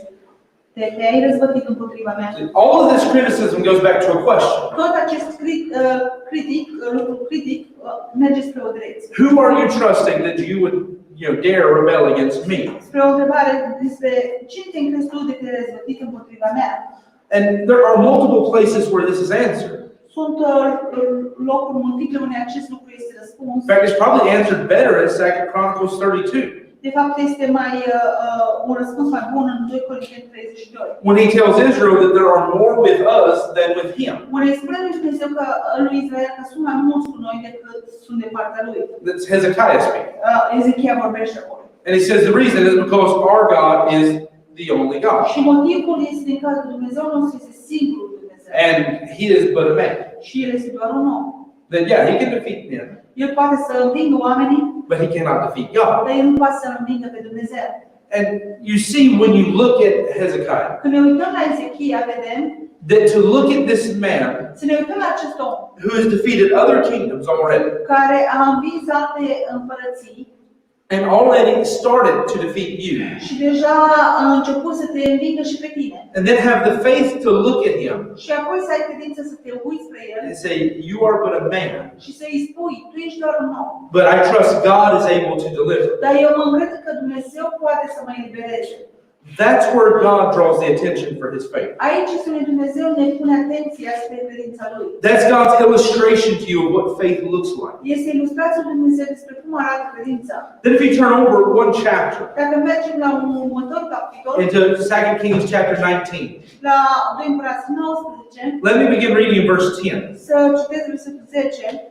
It says, Thus shall ye speak to Hezekiah, king of Judah, saying, Let not thy God, in whom thou trustest, deceive thee, saying Jerusalem shall not be delivered into the hand of the king of Assyria.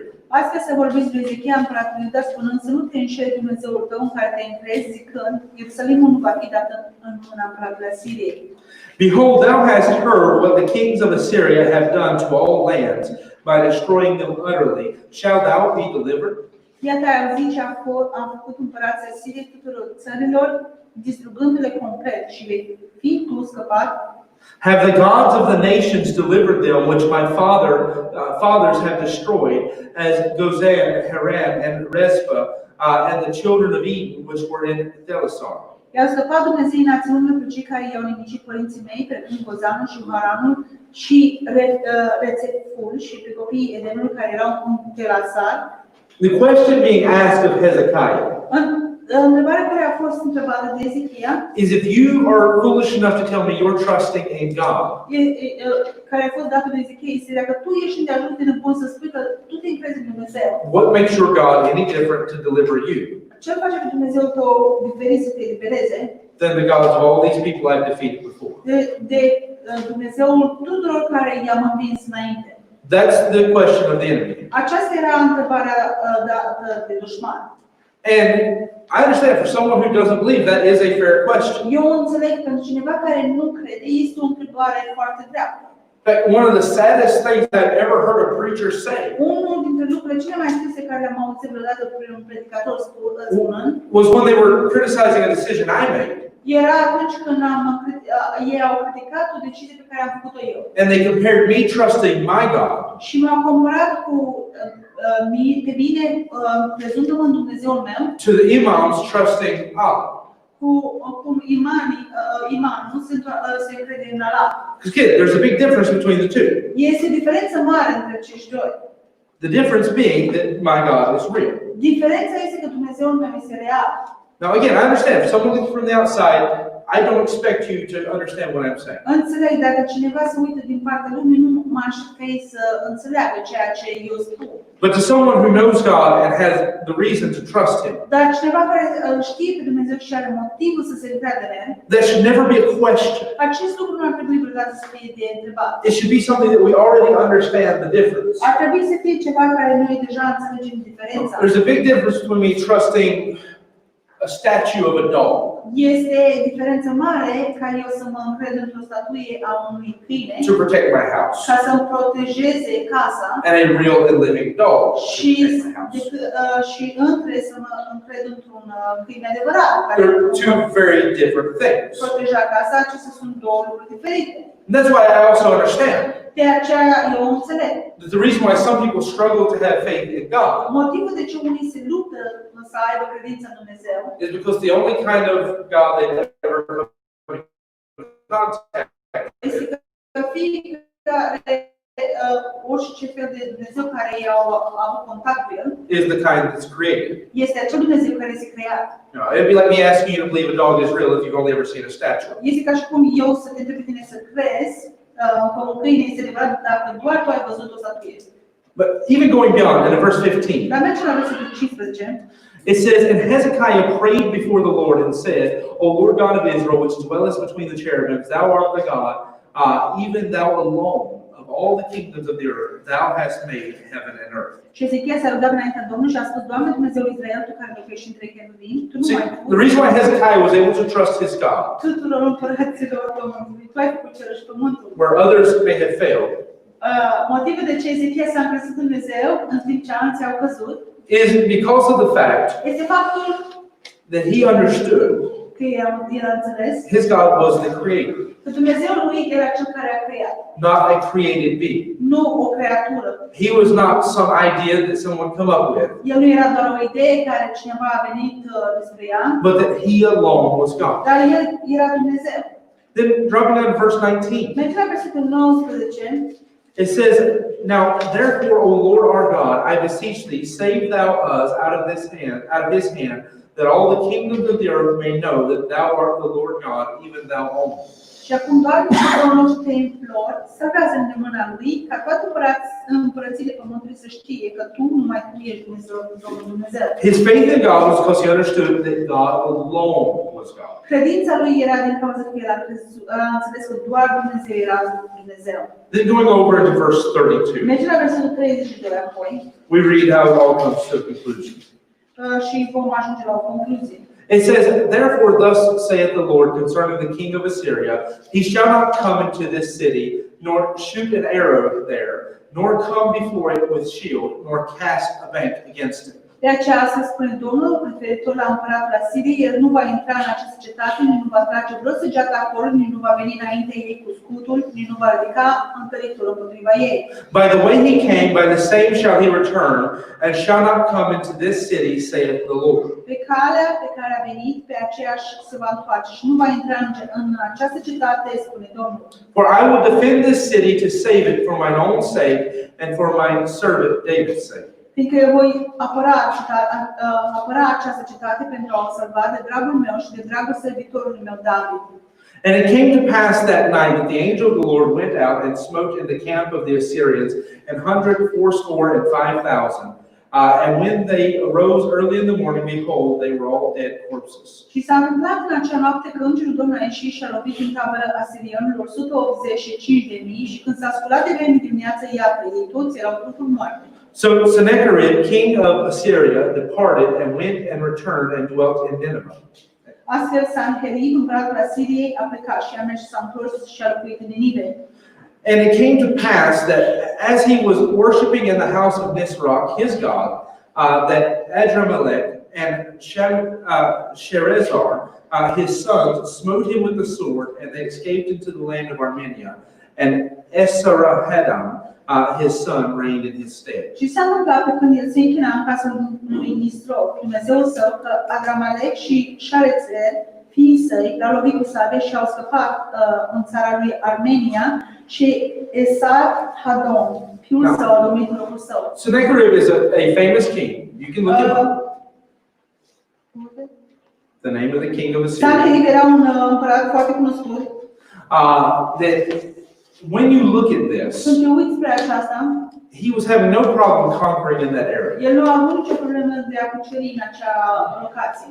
But you come to a point Dar ajunge la un moment dat, where God tells Hezekiah când Dumnezeu îi spune lui Hezekiah to just trust me because he'll never step a foot in your city. să te încrezi în mine că el nu va pune un picior în cetatea ta. And Hezekiah has to ask himself the question, is my God really the only God? Și Hezekiah trebuie să se întrebe, este Dumnezeul meu într-adevăr un singur Dumnezeu? Is he real? El este real? Does it make sense for me to trust him when others weren't delivered by their faith? Face sens să mă încred în el când alții nu au fost eliberați prin credința lor, Their faith in their gods. credința lor în Dumnezeilor. And so you see here that God kills 100-some thousand people in one night. Vedem că aici Dumnezeu a omorât 100 și câteva mii de oameni într-o seară. The others wake up and see the dead bodies laying around. Ceilalți s-au trezit și au văzut trupurile moarte. They get afraid, they leave.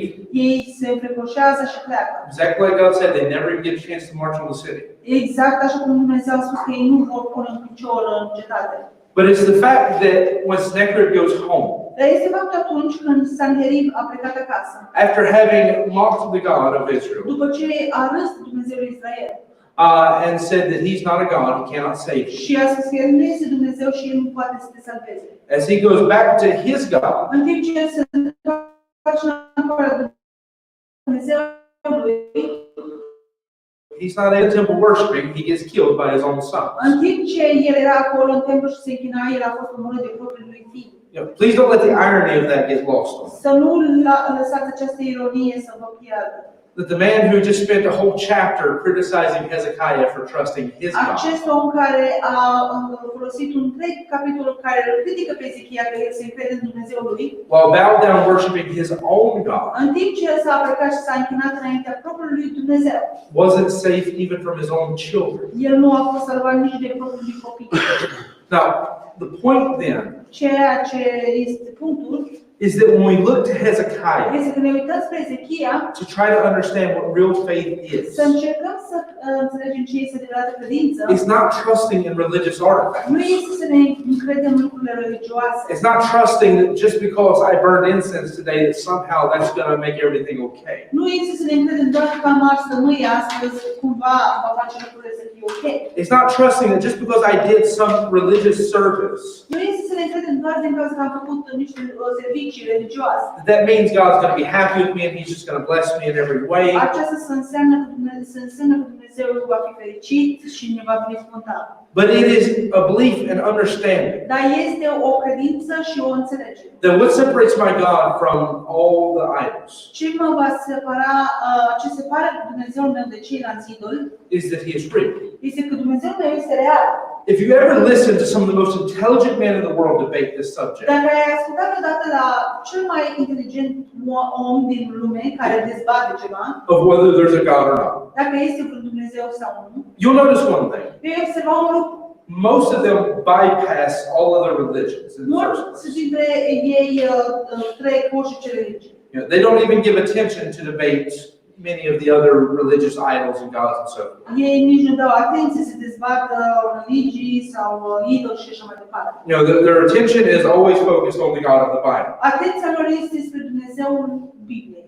But He's the one who there's a good case for. Din cauza că El este cel care Good argument. este argumentul bun. But the reason why they can never get past Dar motivul de ce nu poate să treacă niciodată the arguments, acest argument, to ever hear what the other person is saying, să audă vreodată despre ce spune cealaltă persoană, is because they always want to ask the question, well, where did He come from? este că întotdeauna vor să întrebe această întrebare. De unde a venit? It's because they fail in the most basic concept of God. Este că ei au eșuat cele mai bazice concepte despre Dumnezeu. Is that if He were created, Este dacă El a fost creat, is that if He were just another being like you or I, dacă El ar fi fost o altă ființă ca noi, He wouldn't be God. El nu ar fi Dumnezeu. See, if you were talking to me, if you were preaching to me Dacă tu îmi predici about a being despre o ființă that has a beginning, care are început, has an end, are un sfârșit, that He's just like us, but more powerful. aceste ființe este ca noi, dar mai puternică. Yeah, I agree with you, it's nonsense. Eu sunt de acord cu tine că este nonsens. I understand why you can't put faith in that. Înțeleg de ce nu poți să spui credință în această ființă. But I'm not talking to you about that. Dar eu nu-ți vorbesc despre o ființă asta. I'm talking to you about putting faith in someone who is all-powerful, Eu vorbesc despre a spune credința ta în cineva care este tot puternic, is the creator and sustainer of all things, care este creatorul și susținătorul a tuturor lucrurilor, who in and of Himself care însuși is the one that spoke the universe into este cel existence. care a vorbit universului să fie în existența sa. I'm not asking you to put your faith in just another idol, Eu nu te cer ție să spui credința ta în alt idol in something that men have made up. sau în ceva care omul a făcut-o. I'm talking about trusting in a living God, Eu vorbesc despre a ne încrede în Dumnezeu care trăiește, someone who's real, cineva care este real, someone who has thoughts and feelings, cineva care are gânduri și are simțiri, someone who's written you an entire book to talk to you about that, Dumnezeu care ți-a scris o întreagă carte să-ți vorbească despre acest lucru, someone who doesn't tell you you have to stay very distant and away from me, cineva care nu-ți spune ție că tu trebuie să stai în distanță și departe de mine, because you could never understand anything about me, din cauza că tu nu vei înțelege niciodată nimic despre mine, but someone who invites you to come and get dar me. cineva care te invită să vii lângă el, Someone who, again, is not a created being, cineva care nu este o ființă făcută, creată, but is the creator. dar este creatorul. See, for you and I, Pentru noi, again, speaking to believers, vorbim credincioșilor, we should understand noi ar trebui să înțelegem. that when I say I believe my God, Atunci când eu spun că cred în Dumnezeul meu, I'm not putting faith in the religious things around me. eu nu pun credința mea în lucrurile religioase din jur. I'm not putting faith in the fact that I've done some service. Eu nu pun credința mea în faptul că am făcut un serviciu. I mean, I trust the one true and living God. Eu vorbesc despre că m-am încrezut în acel Dumnezeu care trăiește și este singur. And if Hezekiah's example of faith is anything, Și dacă exemplul lui Ezechia despre credință înseamnă ceva, it's that. este acesta. He trusted his God was real. Este că el s-a încrezut în Dumnezeu că este real. when others had failed while trusting Alții God. au ieșuat în timp ce i s-au crezut Dumnezeu lor. He trusted that his God was able to deliver him El s-a încrezut că Dumnezeu lui a putut să-l elibereze. when the enemy already had their foot inside of the door of his house. Când dușmanii deja și-au avut piciorul lor pus în ușa casei lor. He trusted God to give him victory in a battle he was already losing. El s-a încrezut că Dumnezeu îi va da victorie când deja bătălia era pierzătoare. These are examples of what real faith looks like. Acestea sunt exemplele credinței adevărate. To know and believe that our God is real, Să știm și să credem că Dumnezeu nostru este real. and to trust him regardless of what the circumstances might seem. Și să ne încredem în ciuda circumstanțelor. And what I mean by that is even when sometimes it doesn't make sense, Și ce vreau să spun, chiar și când uneori nu face sens, to hold out and trust him. să ne încredem în El. Again, there's been plenty of opportunities in my life Sunt multe oportunități în viața mea, where what's in front of me just doesn't add up right now. unde ce este înaintea mea nu face sens. What God's asking me to do is not the logical thing to do at this moment. Ceea ce Dumnezeu îmi va cere nu este logic să fac în acel moment. But in trusting him, Dar încrezându-mă în El, he brought something better to pass than I could have ever come up with. El mi-a adus lucrurile mai bune decât eu puteam să le imaginez. Hezekiah's best idea was to cut down all the gold he could find and give it to the king so that hopefully he'd forgive him. Ideea lui Hezekiah era ca să dea tot aurul împăraților ca să le ierte. And it didn't work. Și nu a funcționat. Sometimes my very best ideas don't work. Uneori ideile mele cele mai bune nu funcționează. But trusting God has never failed me. Dar să mă încred în Dumnezeu niciodată nu a ieșuat. That's what I'm trying to say genuine faith should look like. Aceasta era ce încercam să spun că credința adevărată arată. Is to trust in the Lord with all thine heart and lean not unto thine own understanding. Este să te încrezi în Domnul Dumnezeu cu toată inima ta și să nu te rezervi pe propria ta înțelegere. Father, we thank you and praise you, God, for what you do. We thank you for all your blessings. We thank you for how good you are to us. Pray that you just bless today as we close out the service. Pray that God, you speak to the hearts of everyone here. Help us to look at the faith that we have and realize that in our own lives there's so many places we need to grow, but more than anything, it's just learning how to put the faith we have in practice and trust and understand that we do have a real and living God. We thank you, Lord, for what you do. We ask this in your Son, Jesus' name. Amen. All right, we're going to sing just a few verses of page 511, Face to Face, Face to Face, page 511. We're going to sing just the first and last verse of this.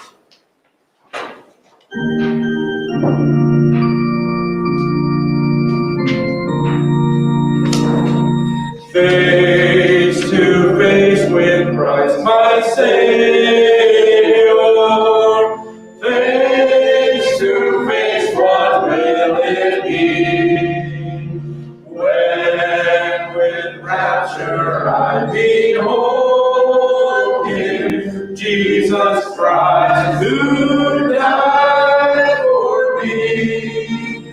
Face to face I shall behold Him, far beyond the starry sky. Face to face in all His glory, I shall see Him by and by. Face to face, oh blissful moment. Face to see and know. Face to face with my Redeemer, Jesus Christ, who loves me so. Face to face I shall behold Him, far beyond the starry sky. Face to face in all His glory, I shall see Him by and by. All right, again, I appreciate you coming out and being part of the service today. I encourage you, we'll be back at our regular building this evening for the 6 o'clock service. We're finishing our study about learning worship from the Old Testament. And so we'll be looking at sincerity and the importance of sincerity. We'll see that mostly through the Solemn Assembly. We may see it some other places as well. And so we'll be taking that last step of trying to take some examples of Old Testament worship and learn from that importance of how worship should be conducted today. So I hope that's helped you something in the message today. I hope that also you'll be able to make it for the service this evening. One thing I forgot to do earlier was to mention about online services that, of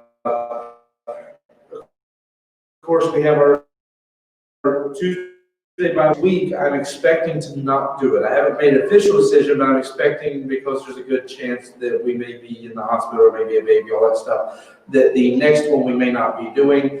If we are doing it, then Eli's teaching. So, that I'm not live streaming it. That is something you have to be there to attend and be a part of it. I am allowing for some people who don't live in the country and cannot physically be there to join by Zoom. I'm making that available to them, but in general, that's something you have to be there for. The change this week is that there is no question and answer service this Saturday because of the fact that there is a very good chance that there's going to be a baby being born. And so I looked at scheduling somebody, and then I realized that it's just not a good idea to schedule somebody this upcoming Saturday. So since most of the people who help me do that are in America, and it's their biggest holiday this weekend, and because of the fact that me and Lory are probably going to be very, very busy this weekend, I just decided it's better not to do the question and answer service. So there is no question and answer service this week. There is also maybe not going to be a live stream Bible study, meaning the one I would normally do on Friday. We'll have to see how that goes as well. That one I can make last minute decisions on. Question and answer service, I have to schedule people in advance. So question and answer service canceled this week. The Friday live stream Bible study is probably canceled this week. We'll see how that goes. But the other services, Tuesday evening, Wednesday evening, those are still, everything's fine and regularly scheduled. If something major happens and I have to make an adjustment, I'll let you know between now and then. But as far as I can see, those things are still scheduled and in place. So I just needed to mention that. That way everybody knows Saturday, if you're sitting in front of your computer or TV or whatever, waiting for me to start the live stream, you're going to be waiting for a long time. You can go back and rewatch one of the old ones if you want. Some people keep wanting to re-ask the same questions that I've already answered a dozen times. Maybe that would be good for them. All right. Again, I appreciate everything. I'm going to go ahead and let you be dismissed. One thing I need to do, though, is mention that when we were in Germany, I bought a bunch of chocolate from Rittersport. I know you can buy that here, but I can buy it cheaper there and get it directly where it's made. So I bought some chocolate I brought back. So if you weren't there yesterday to get some chocolate, make sure you see me before you go, and I'll give you some chocolate to take with you as well as part of the celebration of 3rd anniversary. I still have one more gift to unroll for the church, but it's online based and it's not quite ready yet. So you'll find out what that is in the near future. So, all right, you go ahead and take some time to fellowship before you go, and then at some point I would appreciate help taking up the stuff we have to put back in the closet.